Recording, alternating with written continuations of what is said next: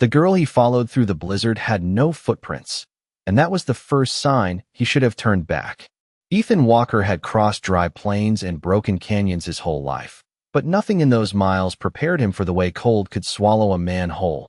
Not just his body, but his sense of direction, his sense of time, even the sound of his own breathing fading into the endless white. And now here he was, half a mile from where his horse had collapsed, maybe 10 miles from anything resembling shelter, with wind cutting across his face like fine glass and snow piling up past his ankles with every step. The sky so thick with storm he couldn't tell east from west anymore. And that was when he saw her, standing maybe 30 yards ahead, still as a fence post in the middle of the storm. A young Apache woman with long dark hair, moving gently despite the wind, her figure outlined by a pale light that didn't belong to the sky or the ground. And for a long second Ethan just stared, thinking maybe the cold had finally caught up with him. Maybe this was what a man saw right before he dropped for good. But then she turned. Not fully, just enough for him to see the edge of her face, and began to walk, slow, steady, as if she knew exactly where she was going. Ethan swallowed hard, forcing his legs to move again, because out here a man didn't question the only sign of life he had left. He followed it. And so he did, step after step, keeping his eyes locked on her back, noticing how the snow didn't cling to her clothes, how the wind seemed to bend around her instead of through her, and most of all how the ground behind her remained untouched, smooth, unbroken, while his own boots carved deep tracks that filled almost as quickly as he made them.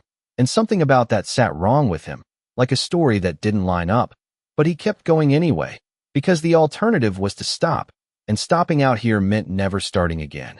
Minutes stretched into something longer, time losing its edges, until the storm began to shift, just slightly, the wind easing its grip, the white thinning into gray, and the girl slowed, then stopped, and for the first time since he'd seen her, Ethan felt something colder than the storm settle in his chest, because he realized he hadn't once heard her footsteps, not a single sound beneath the wind. And when she finally turned to face him, her dark eyes steady and calm like she'd been expecting him all along, Ethan forgot the cold entirely, forgot the miles behind him and the miles ahead, because there was something in that gaze that didn't belong to a stranger, something familiar in a way he couldn't explain.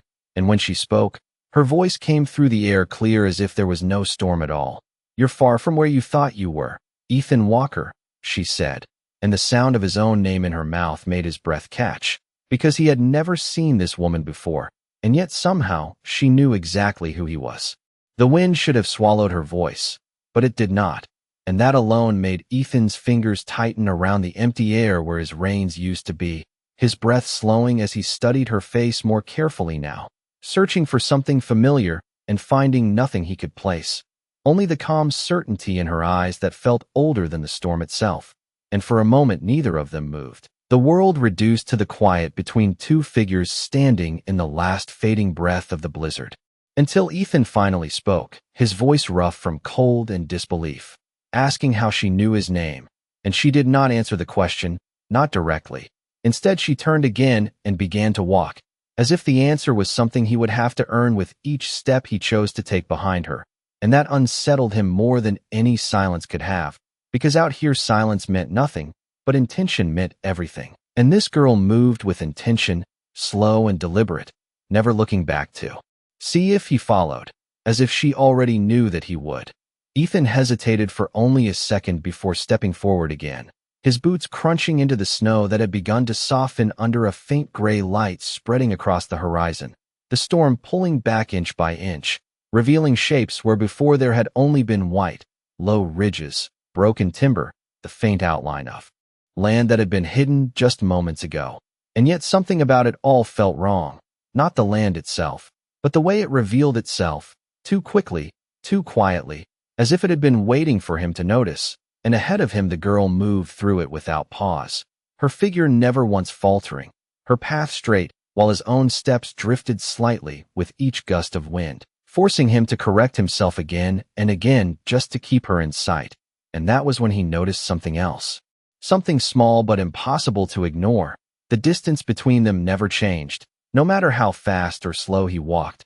She remained exactly 30 yards ahead, no closer, no farther, like a fixed point in a world that refused to stay still, and that realization settled into his chest like a weight he could not shake, because it meant this was not just a matter of following someone who knew the way, it meant he was being led. And Ethan Walker had spent his entire life making sure no one led him anywhere he did not choose to go.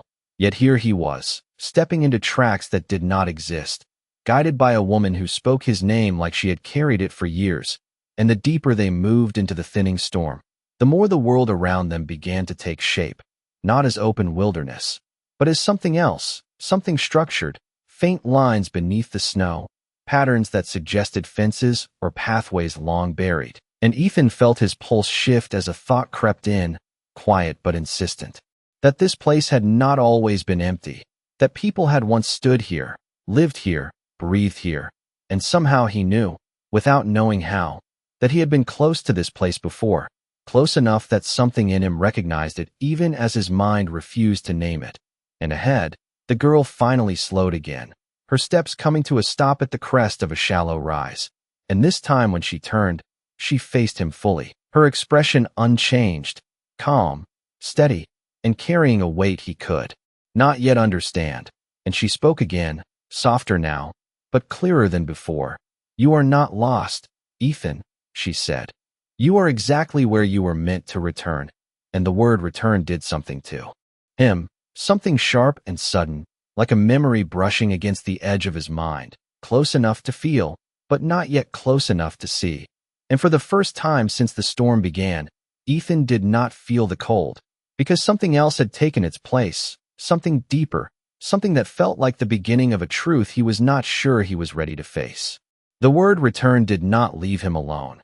It stayed in his chest like an echo that refused to fade, and Ethan found himself looking past the girl now, over her shoulder, scanning the land that had slowly revealed itself beneath the thinning snow. And what he saw made him take a step forward without thinking, because the ground ahead was not wild the way untouched land should be. It was shaped, faint lines cutting through the frost like memories pressed into the earth, straight edges where no wind should carve, low rises that hinted at foundations long buried. And something about the spacing, the silence between those shapes, felt deliberate, like a place that had once held voices but now held only their absence. He moved up beside her, close enough now to notice the stillness of her breathing, the way her chest barely rose beneath the soft leather of her dress. And for a moment, he almost spoke again, almost asked her what she meant. But the words did not come, because something deeper was pulling his attention forward, something just beyond the ridge where the land dipped gently. And when he stepped past her and looked down, the last of the storm drifted aside as if making way.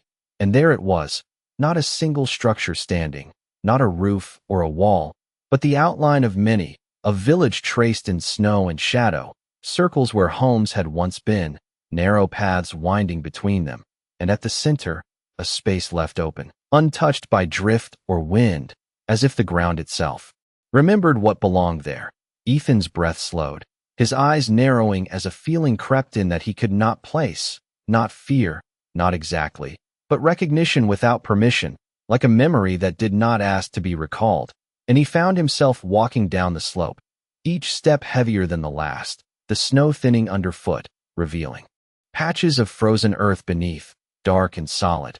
And as he moved through what had once been pathways, his boots no longer sank as deeply, the ground firmer here, protected somehow, preserved.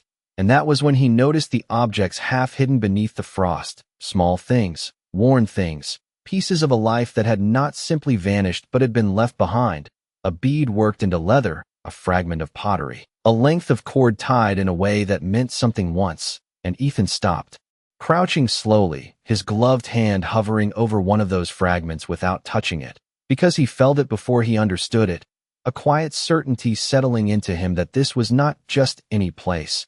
And behind him he could hear her footsteps now, or at least something like them, soft enough to be mistaken for wind.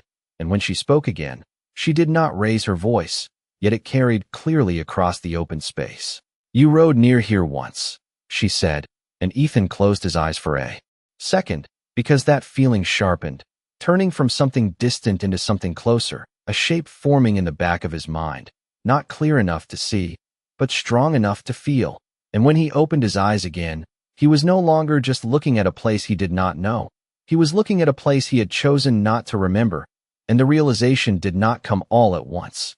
It moved slowly, like the storm pulling away, revealing one detail at a time, until he found himself standing at the center of that open space, his gaze drawn to a line of stones barely visible through the frost, arranged not by chance, but with purpose, and he did not need to be told what they marked, because something in him already knew. And behind him, she stopped as well, her presence quiet but unwavering, as if this was as far as she would go. And for the first time since he had seen her, Ethan did not look back at her, because he understood now that whatever she was leading him toward, it was not her story he was about to face, it was his. He did not remember stepping closer, but suddenly Ethan was standing over the stones, his boots just inches from the first marker, and the air felt different here, not warmer, not colder, just still in a way that pressed against his chest, as if even the wind knew to stay quiet in this place.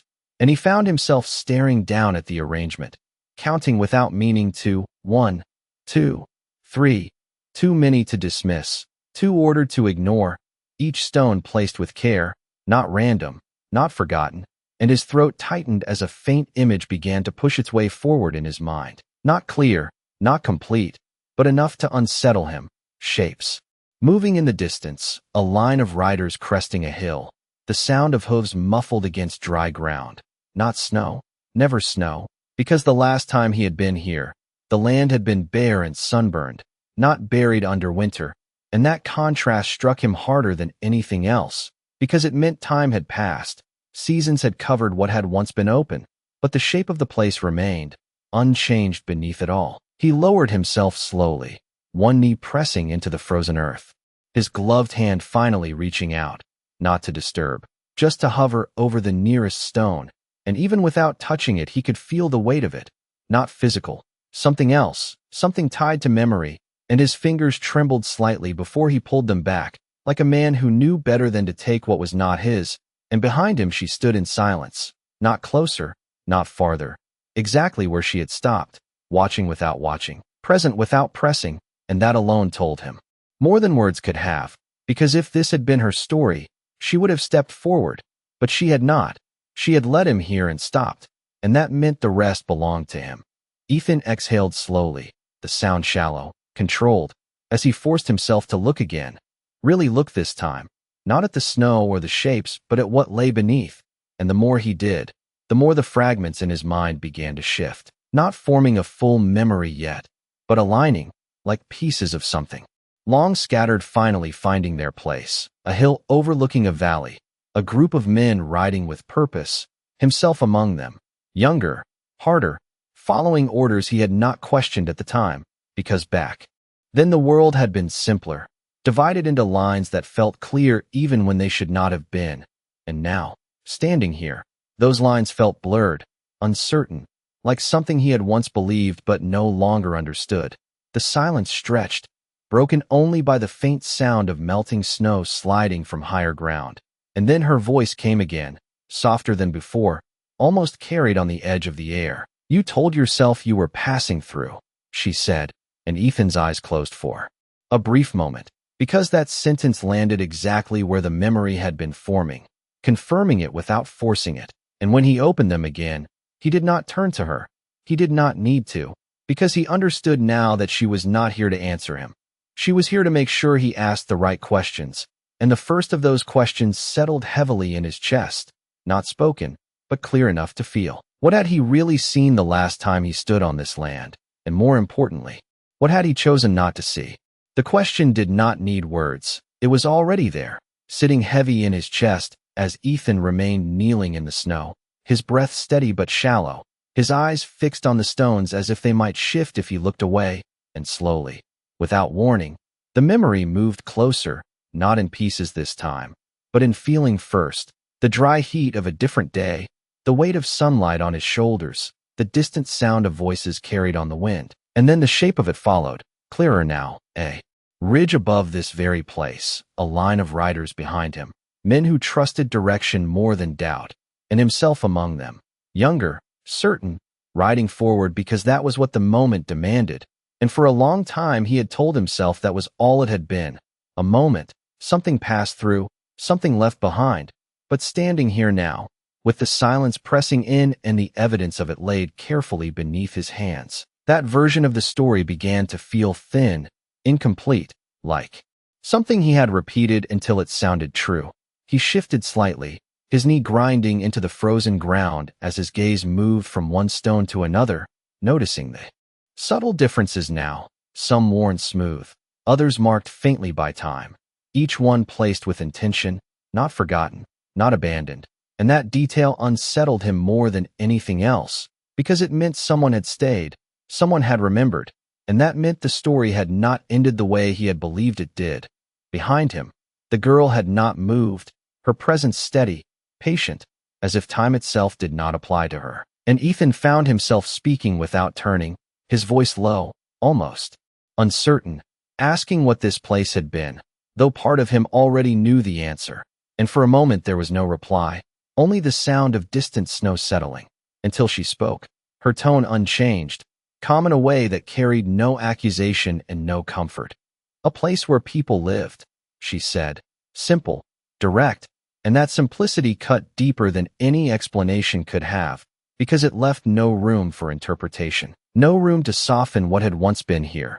Ethan swallowed, his jaw tightening slightly as he pushed himself to stand, his legs slower to respond now, as if the ground itself resisted letting him go. And when he turned, he finally faced her again, really looked this time, not at her presence, but at the details he had ignored before, the way the light touched her skin without warming it, the way her eyes held something steady and unchanging, not like a stranger meeting him for the first time, but like someone who had already seen him long ago. And that realization shifted something in him, subtle but undeniable, because it meant this was not chance, not coincidence. This was something deliberate, something that had been waiting, and he took a slow step toward her, the distance between them finally beginning to close, his voice quieter now as he asked the question that had been forming since the moment she spoke his name. Why me? And for the first time, something in her expression changed, not in movement, but in depth, as if the answer had always been there, waiting for him to ask it the right way. And when she spoke, her words were not loud, but they carried across the space between them with a weight that settled into him immediately.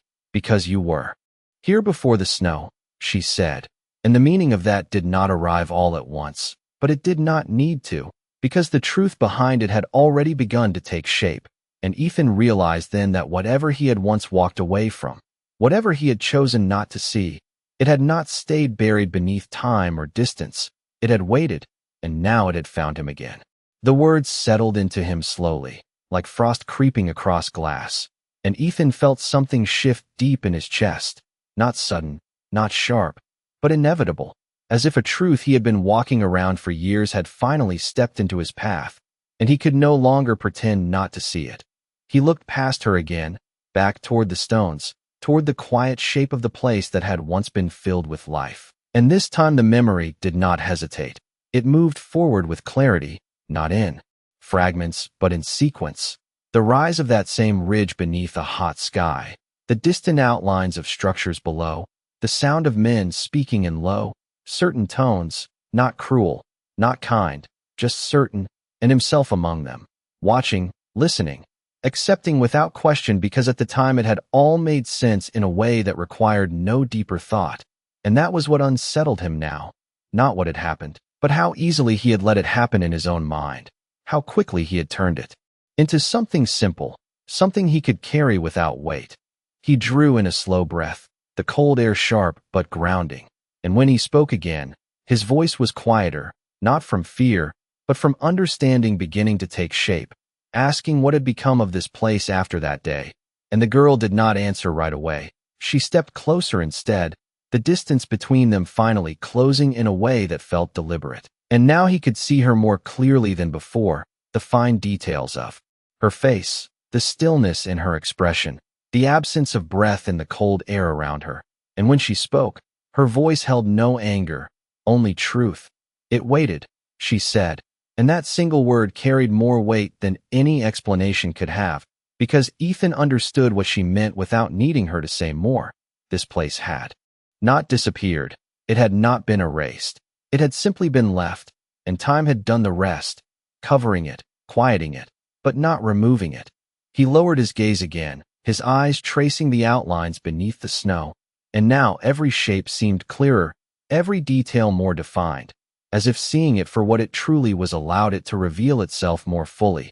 And that was when he noticed something he had missed before. Just beyond the line of stones, partially hidden where the ground dipped slightly, a single marker set apart from the others, smaller, simpler, but placed with the same care.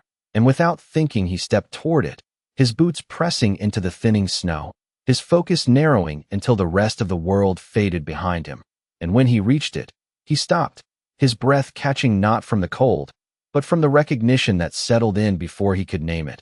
Because something about this one felt different, not in how it was made, but in what it held, and slowly, almost reluctantly, he knelt again, his hand hovering over the stone just as it had before. But this time he did not pull back immediately. He let it rest there, just above the surface, feeling that same quiet weight, that same connection, and behind him she spoke once more, her voice softer now, closer. "You did not see me then," she said, and Ethan's eyes closed for a brief second, because the memory aligned with those words in a way he could not ignore.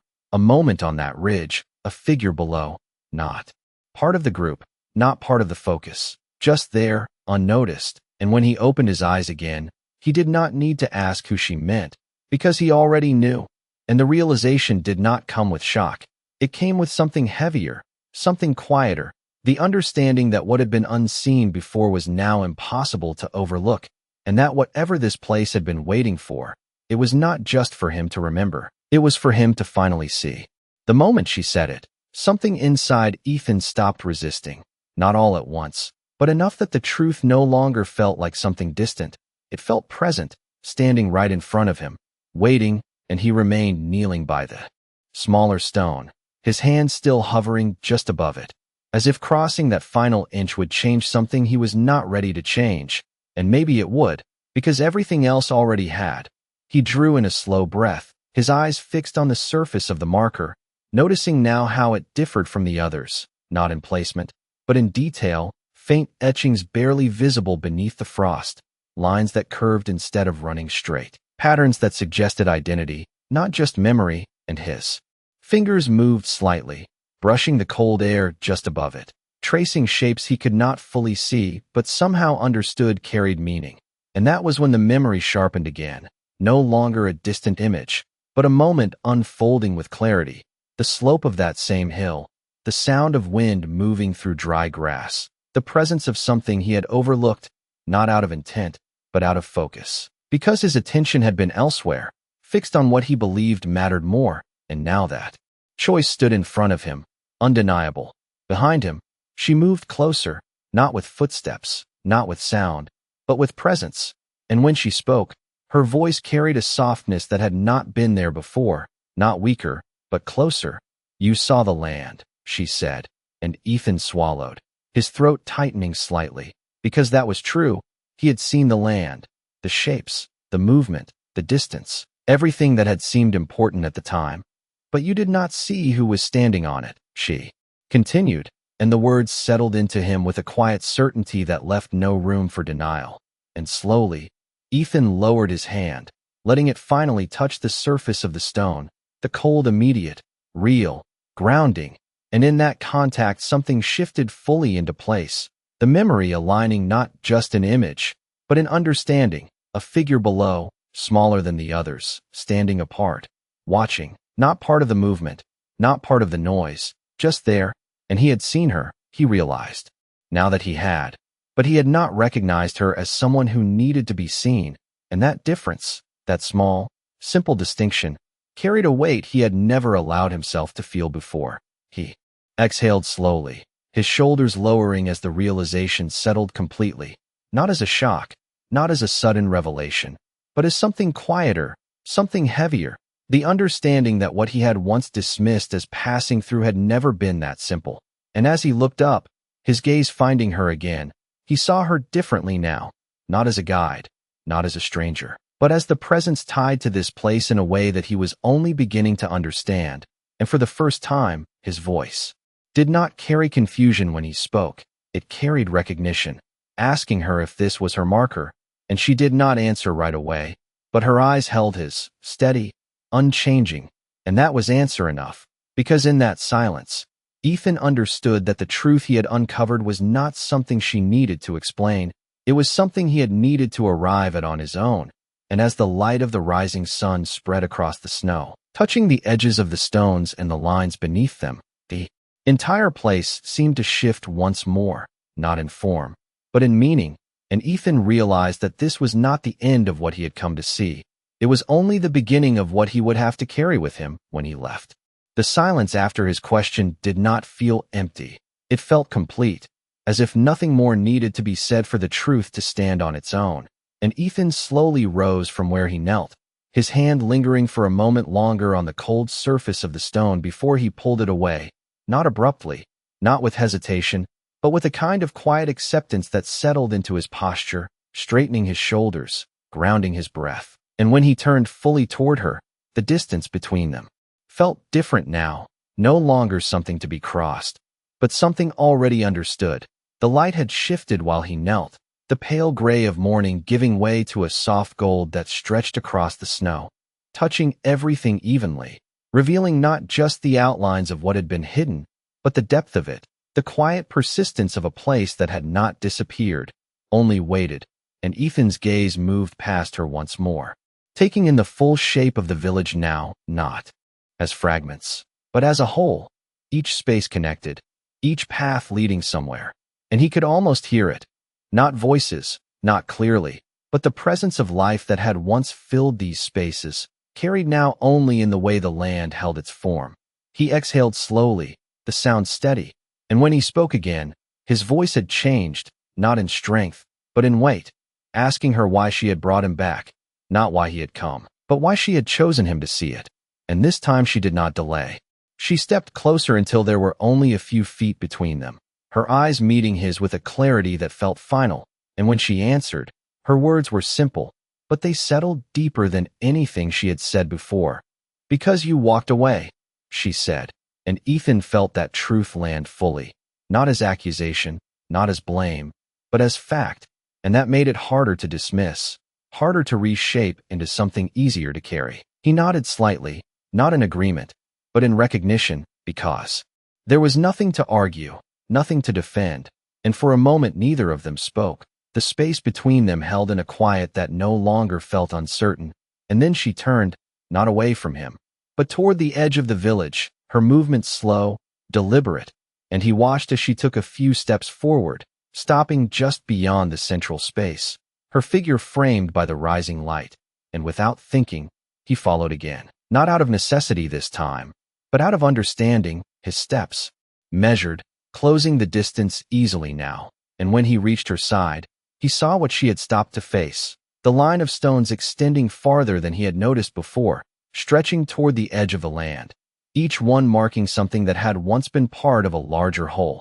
And he realized then that this was not just about one memory, not just about one moment, it was about everything connected to it. Everything that had been left behind when he chose not to look deeper, and as he stood there, the weight of that understanding settled into him fully, not crushing, not overwhelming, but steady, like something that would remain long after he left this place. And beside him, she spoke once more, her voice softer now, almost carried by the morning air. "Seeing is not the same as understanding," she said, and Ethan did not respond right away, because he knew she was not finished, and after a brief pause, she added, "But it is where it begins." And when he finally turned to look at her again, the light had shifted just enough that her outline seemed less defined, not fading, not disappearing, but changing. And for the first time since he had seen her, Ethan understood that whatever this moment was, it would not last forever, and that the next step,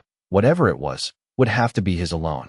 The light continued to shift, and with it something else began to change, something quieter, harder to name.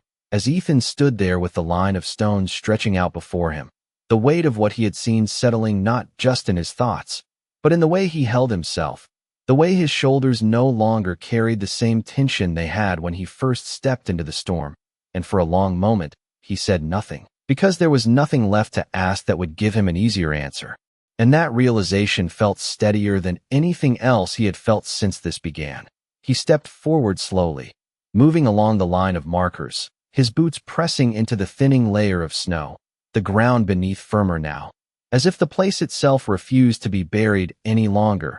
And with each step, he found himself noticing more, small details he had overlooked before, the spacing between the stones, the way some leaned slightly while others stood straight, the subtle variations that suggested individual lives, not just a single moment remembered.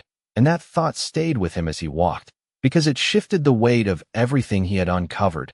This was not just about one day, not just about one choice.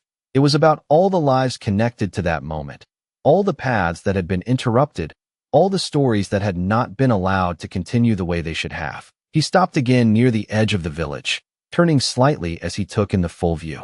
Behind him, the central space, the scattered outlines, the quiet symmetry of it all, and for the first time he understood that this place had not been lost. It had simply been left without someone to remember it properly. And now that he had seen it, truly seen it, that responsibility no longer belonged to the past. It belonged to him. Behind him, her presence had grown fainter, not gone, but distant in a way that felt intentional. And when he turned to look for her, she was still there, standing where he had last seen her, but the light around her had softened, her outline less solid than before, and that told him everything he needed to know without her having to say it. Whatever had brought her to him was nearing its end, and whatever came next would not include her walking ahead to guide him. Ethan held her gaze for a moment longer, not searching for answers now, but acknowledging what had been given, and slowly, he nodded, a small motion, but one that carried meaning. And though she did not return the gesture, something in her expression shifted, not visible, not obvious, but felt like a quiet acceptance settling into place. He turned back toward the land once more, letting his eyes move across it, committing it to memory in a way he had never done before, not just the shapes and the lines, but the feeling of it, the stillness, the weight, the truth that did not need to be spoken aloud to be understood. And as he stood there, the last of the snow along the higher ground began to slip, revealing more of the earth beneath, dark and steady, unchanged despite everything that had passed over it. And Ethan realized then that this place had not been waiting for time to erase it. It had been waiting for someone to recognize it. And as that understanding settled fully into him, he took a step forward, not following her this time, but moving on his own, because the path ahead no longer needed to be shown, it needed to be chosen. The step he took forward did not feel like movement across land. It felt like crossing something unseen, a line that had existed long before he arrived, and would remain long after he left. And Ethan Walker understood that without needing it explained, because the silence around him had changed again, no longer heavy, no longer pressing, but open in a way that left no place to hide from what he now carried. He moved slowly along the edge of the village, his eyes tracing the outlines that had once meant nothing to him, now holding weight in every curve and space. And with each step the memory that had followed him here settled into something clearer, not sharper, but steadier, no longer something that rose and fell without control, but something he could stand within and see fully. And that was what made it different, not the past itself, but his willingness to remain with it. He stopped near the far end where the land dipped slightly, the snow thinner here, revealing more of the earth beneath, dark and unbroken, and he looked out across the stretch beyond, the horizon now clear, the storm fully gone, leaving behind only a pale sky and a stillness that felt earned rather than imposed. And for a moment he allowed himself to breathe without the weight of urgency, without the pull of survival that had driven him before, because that urgency had been replaced by something else, something quieter but stronger, the understanding that what he did next would not be about escape, it would be about return. Behind him, there was no sound, no movement. And when he turned again, she was no longer where she had been, not standing, not waiting, simply not there, and the absence did not startle him. It did not bring fear or confusion, because he had already felt it coming, the gradual fading, the shift in light that had softened her presence. And now that she was gone, the space she left behind did not feel empty. It felt complete, like something that had fulfilled its purpose and stepped aside. Ethan stood still for a long moment, his gaze resting on the place where she had last been, and though there was nothing visible there now, no shape, no shadow, he did not look away quickly, because he understood that this was the final part of what she had brought him to see, not her departure, but his own responsibility to remain. He turned back toward the stones once more, the village laid out behind him in quiet clarity, and without hesitation he began to walk, not away, not yet, but along the line that had led him. Here, retracing it not as someone lost, but as someone choosing where to go, and as he moved, the sound of his boots on the ground felt different, more solid, more certain, no longer swallowed by storm or doubt, and that difference settled into him with each step.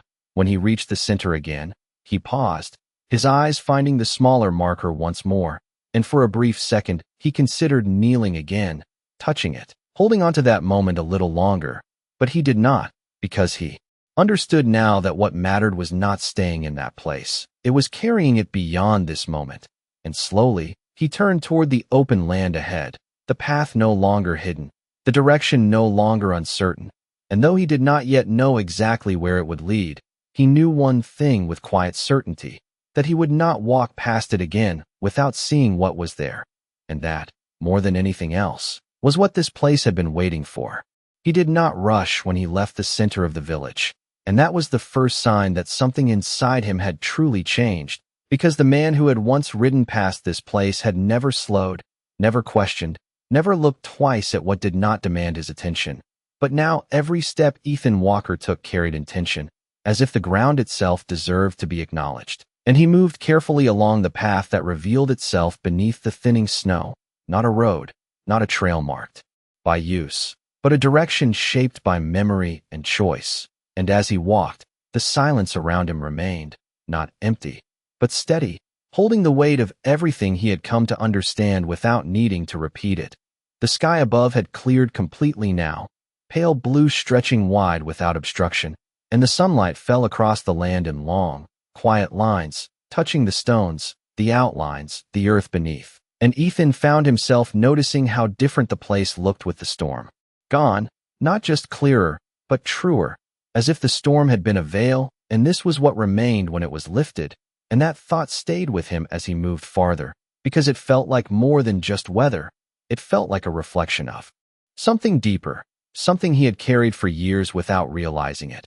He reached the edge of the village again, the same place where the land opened into a wide stretch beyond, and this time when he stepped forward, there was no hesitation, no uncertainty, only a quiet understanding that the path ahead was his to take without guidance. And as he crossed that invisible line once more, he felt it, not as a physical shift, but as something internal settling into place, like a weight, redistributing, no longer pressing in one place, but spreading evenly across everything he carried. He paused after a few steps, turning back one last time, not out of doubt, but out of recognition, his eyes moving across the land he had just left, the shapes now fully revealed in the morning light, the stones standing quiet and unchanged. And for a moment he simply stood there, letting the image settle into him, not as something to hold on to tightly, but as something to remember clearly, without distortion, without avoidance. And that distinction mattered more than he had ever understood before. The wind had returned slightly, not harsh, not biting, just enough to move across the surface of the land, carrying with it the faint sound of something shifting, not voices, not footsteps, just the natural movement of a place that no longer needed to remain hidden. And Ethan listened to it for a moment, not searching for meaning, but acknowledging its presence, because he knew now that not everything needed to be explained to be understood. He turned forward again, his gaze settling on the open land ahead. And as he began to walk, his steps were steady, measured, no longer driven by urgency or survival, but by something quieter and far more lasting. The understanding that what he had seen behind him was not something he could leave behind. It was something that would walk with him, shape his choices, and define the way he moved through the world from this point on. And as the distance between him and the village grew, the outlines behind him softened slightly, not disappearing, but becoming part of the larger landscape. And Ethan did not look back again, not because he wanted to forget, but because he knew he no longer needed to see it to remember it. And that, more than anything else, told him that what had brought him there had done exactly what it was meant to do. The land stretched open in front of him, wide and quiet, the kind of silence that did not press against a man but walked beside him. And Ethan Walker kept moving forward with steady steps, his breath even now, his body no longer fighting the cold the way it had before, because something deeper had settled inside him, something that made the distance ahead feel different, not like something to escape into, but something to carry meaning through. The snow grew thinner with each yard he covered, patches of earth breaking through in dark lines that ran beneath his boots, and he found himself watching those lines carefully, noticing how they curved and shifted, how they followed the natural shape of the land rather than cutting against it. And that detail stayed with him, because it mirrored something he had only just begun to understand, that not everything was meant to be forced into direction. Some things revealed themselves only when a man learned to see them as they were.